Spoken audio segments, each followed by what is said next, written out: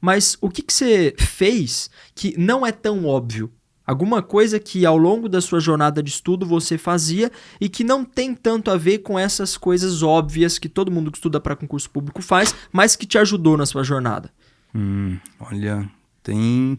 Ivan, uma coisa que eu fiz e que eu descobri por acaso essa informação foi fazer jejum.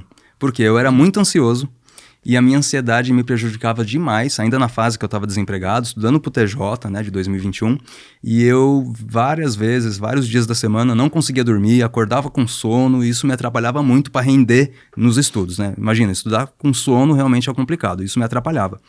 Passei a adotar o jejum intermitente, que eu aprendi com o Matheus num curso de PDF que eu fiz com ele, né, de produtividade, disciplina e foco. Ele sugeriu, faz jejum intermitente que vai ajudar. Cara, foi batata. Eu comecei a fazer o jejum intermitente, que era basicamente assim, parava de comer 6 da tarde, então eu jantava às 6 da tarde, isso eu ia tomar café da manhã, 6 da manhã, depois de 6 da manhã no dia seguinte. Então eu ficava 12 horas sem comer nada, né? Tomava uma água, claro, isso não tem problema, mas a alimentação em si, sólidos, eu ficava sem comer totalmente depois das 6. E isso eliminou de vez o meu problema com insônia. Caramba, legal. Então você melhorou a qualidade do seu sono e, consequentemente, dos seus estudos, fazendo essa última refeição mais cedo. Exato. E você comia leve à noite, assim, ou 6 sim. horas? Comia leve. Além de comer só até às 6 da tarde, né, eu comia metade do que eu comia no almoço. Entendi. Né? Nunca deixava uma quantidade muito grande. Carne, não comia nenhum tipo de carne. Alimentos pesados, né, de digestão mais lenta, eu evitava totalmente. E atividade física, como é que era ao longo da sua jornada de estudo? Você parou, você manteve, você aumentou? Como é que era? Eu mantive. Na época que eu estava estudando para o TJ, em 2021, eu fazia sempre de manhã. Eu acordava, já ia fazer atividade física, né? E atualmente eu procuro manter do mesmo jeito. De manhã, ali eu acordo cedinho. Como eu entro às 7 da manhã, tenho que acordar bem cedo.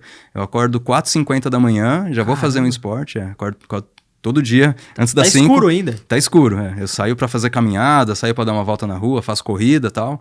E essa é a minha atividade que eu faço diariamente. Massa. Ô Marco, uma galera também me manda essa dúvida. Ivan, eu tô muito velho pra concurso público. Aí eu vou ver a galera tem tipo 35 anos, 40 anos. E aí eu quero que você fale um pouco também sobre esse lance da idade. Quantos anos você foi aprovado no concurso do TJ? Pra gente também de vez responder essa dúvida que muitos que estão assistindo o podcast têm. Essa insegurança de começar. Não é nem medo, eu digo, é realmente uma insegurança. Ivan, quem passa em concurso é a galera de 18, 19, 20 anos? Tem como eu passar com 30, 35 anos? Então eu quero que você fale um pouco sobre esse assunto. Pô, legal. Eu vejo que assim, a idade não é um problema, não é limitador para ninguém, né? Hoje eu estou com 45 anos, quando eu passei no TJ 2023, estava com 44, foi, né? Tá aí recente, então eu vejo que assim, desde que você realmente queira, né? As pessoas estejam a fim de passar, queiram se dedicar a estudar, a gente tem como passar, independente da idade. Marco, uma dúvida que também uma galera tem. Ivan, eu tô fazendo vários concursos públicos aqui, tem gente de várias áreas assistindo ao podcast. O que você fez na semana antes da prova e na véspera da prova? Então, como é que foi a sua preparação? Por exemplo, você estava estudando lá 2 horas, 2 horas e meia por dia, beleza. Na semana antes da prova, você manteve normal, como se nada fosse acontecer na semana seguinte, você diminuiu o ritmo de estudo, você aumentou o ritmo de estudo. O que você fez na semana anterior ao seu concurso? Cara, muito bom esse ponto, porque na semana da prova, em específico, eu mantive o ritmo de estudos, mas só me dediquei à revisão. Evitei totalmente tentar absorver um conteúdo novo ou um conteúdo muito recente que eu ainda não estava compreendendo muito bem, né? Por quê? Porque senão, eu já fiz isso outras vezes, né? De estudar e pegar coisa nova em cima da hora ali, e isso mais atrapalhava do que ajudava. Para mim, aumentava muito a ansiedade, querer absorver coisa nova uma semana antes, até 2 no caso, né? Antes do concurso.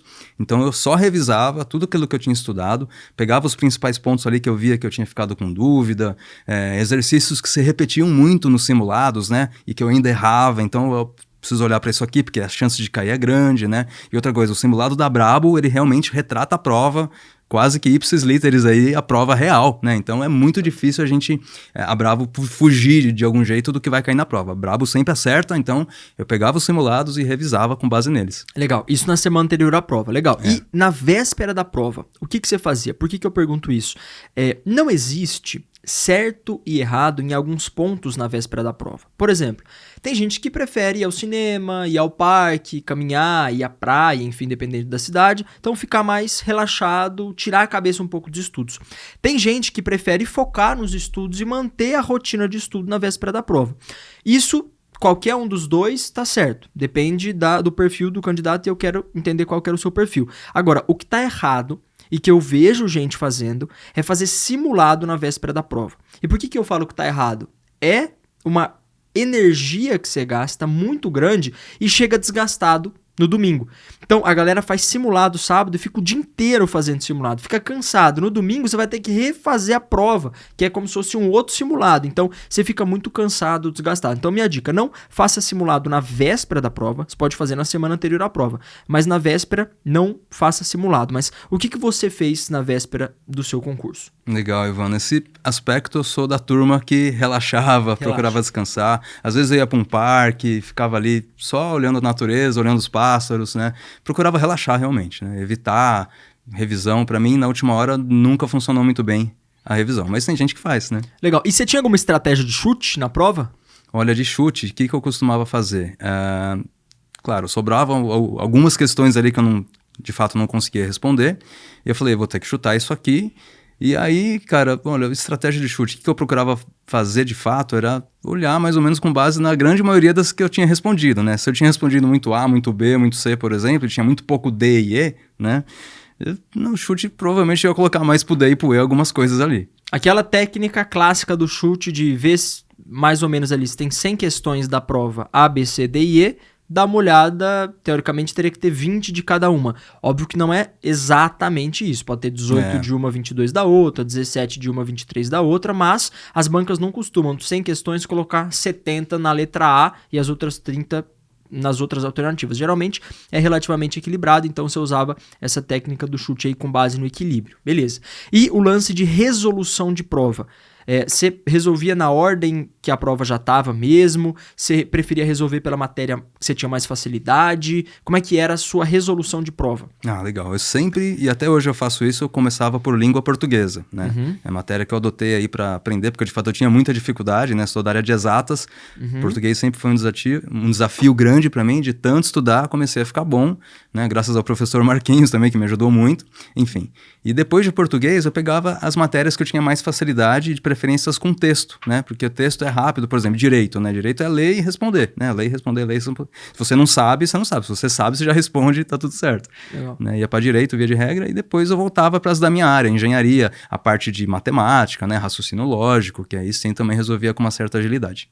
Massa. Então você começava por português, depois ia para as matérias de direito e por fim as matérias básicas. Isso. Legal. E você tinha alguma, por exemplo, algum ritual ali de vou resolver as questões que eu sei e aí eu pulo as que eu não sei. Como é que era essa estratégia de prova nesse sentido? De li uma questão de direito, não sei. Você ficava debatendo ali, ou você falava, vou pular, depois eu volto. Como é que era esse lance de... Porque é absolutamente normal não saber todas as questões da prova. E o ideal é não ficar desesperado, ficar tranquilo e falar, bom, beleza, essa eu não sei, mas a próxima eu vou saber. Então, como é que era essa sua parte de prova aí? Você pulava, você ficava, insistindo até responder alguma coisa? Como é que era? Ah, legal. Eu pulava, né? Eu tinha uma estratégia de...